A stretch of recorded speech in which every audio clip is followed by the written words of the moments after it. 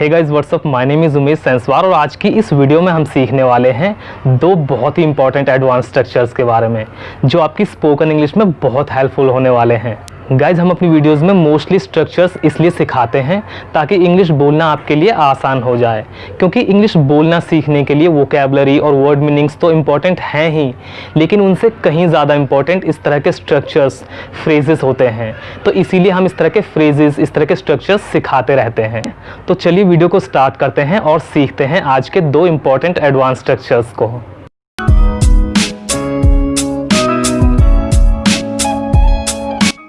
तो गाइस जिन दो advance structures की हम बात कर रहे हैं उनमें पहला है डिस्पाइट माई रिफ्यूज़ल और दूसरा है फॉर रिफ्यूजिंग टू। चलिए सबसे पहले हम डिस्पाइट माई रिफ्यूज़ल के यूज़ के बारे में सीखते हैं। डिस्पाइट माई रिफ्यूज़ल का मतलब होता है मेरे मना करने के बावजूद। अक्सर अपनी डेली लाइफ में हमें इस तरह के सेंटेंस बोलने होते हैं, जैसे कि मेरे मना करने के बावजूद वो वहाँ चला गया, मेरे मना करने के बावजूद तुम यहाँ क्यों आए, उसके मना करने के बावजूद मैंने मोबाइल ख़रीद लिया। तो इस तरह के सेंटेंसेस को बोलने के लिए हम डिस्पाइट माई रिफ्यूज़ल का यूज़ करते हैं। मतलब जब कोई किसी काम को करने से मना करे फिर भी वो काम किया जाए, उस सेंस में हम इस स्ट्रक्चर का यूज़ करते हैं। गाइज ये जो माई है ये हमारे सेंटेंस के अकॉर्डिंग चेंज हो सकता है। जैसे कि अगर हम कहें उसके मना करने के बावजूद तो हम कहेंगे डिस्पाइट हिज रिफ्यूज़ल, अगर वो एक मेल है, और अगर वो एक फीमेल है तो हम कहेंगे डिस्पाइट हर रिफ्यूज़ल।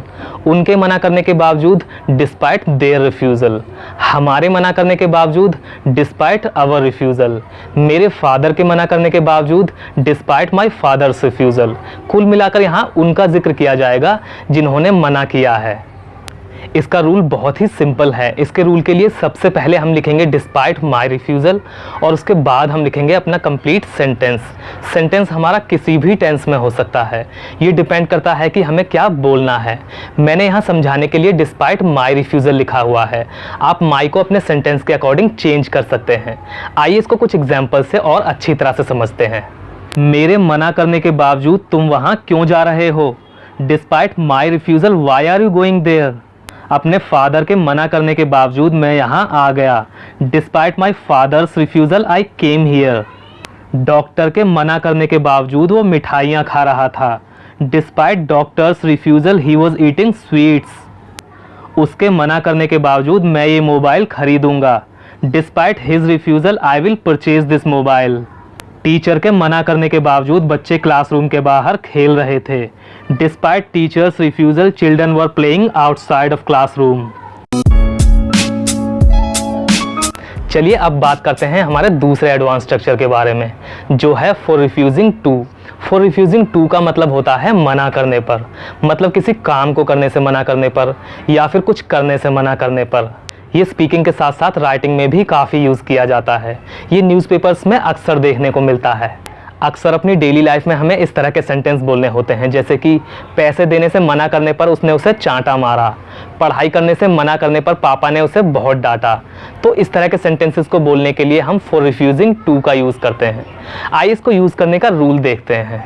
इसके रूल के लिए सबसे पहले हम लिखेंगे अपना सेंटेंस और सेंटेंस के बाद हम लिखेंगे फॉर रिफ्यूजिंग टू और उसके बाद हम लिखेंगे वर्ब की फर्स्ट फॉर्म और लास्ट में हम लिखेंगे ऑब्जेक्ट। आइए इसके भी कुछ एग्जाम्पल देखते हैं ताकि और अच्छे से समझ आ जाए। पैसे देने से मना करने पर उसने उसे चांटा मारा, he slapped him for refusing to give money. He slapped him ये हमारा सेंटेंस हो गया, फॉर रिफ्यूजिंग टू ये हमारा स्ट्रक्चर हो गया और गिव हमारी वर्ब की फर्स्ट फॉर्म हो गई और लास्ट में जो हमने लिखा है मनी ये हमारा ऑब्जेक्ट है। प्रपोजल एक्सेप्ट करने से मना करने पर उसने उस लड़की को मार डाला, he killed that girl for refusing to accept the proposal.